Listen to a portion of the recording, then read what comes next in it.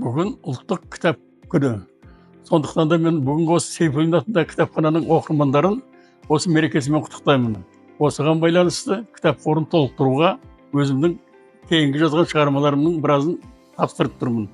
Өйткені үйде жатқаннан гөрі осы кітапханада тұрса, көптеген елдер адамдар оқиды, санасын өзгертеді, білім алады, өздерінің қажеттілерін табады деп ойлаймын.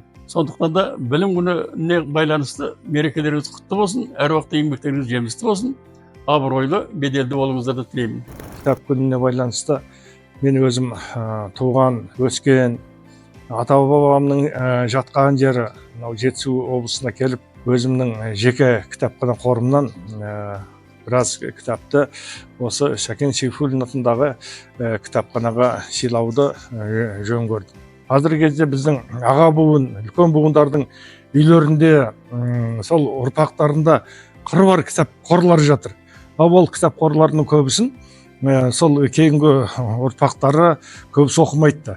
Ал енді олардың барлығы мына кітапханаларға келіп, оқырманын тауып, жас ұрпаққа пайдасы тиіп жататын болса, ол үлкен бір олжа болады ғой деп ойлаймын. Сондықтан мынау үйде жатқан кітап болатын болса, аталарыңыздан қалған кітап болатын болса, ондай кітапты осы Сәкен Сейфуллин атындағы Жетісу облыстық кітапханасына келіп сыйлап, осы біз сияқты бір мерекеге айналдыруларыңызды сұраймын. Сәт сапар болсын.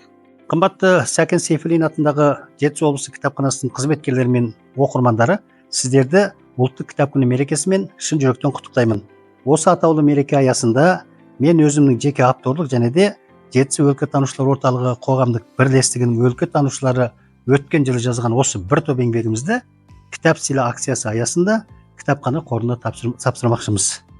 Осы еңбектеріміз сіздерге ғылыми шығармашылық жетістік және де шабыт береді деген ниеттеміз. Рахмет.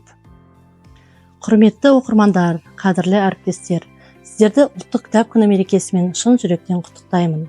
Кітап адамзаттың баға жетпес қазынасы. Осы орайда мен кітапхана қорымыздың артуына үлес қосу мақсатында өзімнің жеке кітапханамдағы кітаптарды сыйға тартуды жөн көрдім. Себебі кітапханаға кітап сыйлау ол сауапты іс. Бұл кітаптар оқырмандарға пайдасы тиіп, олардың ой өрісіне оң ықпал етеді деп сенемін.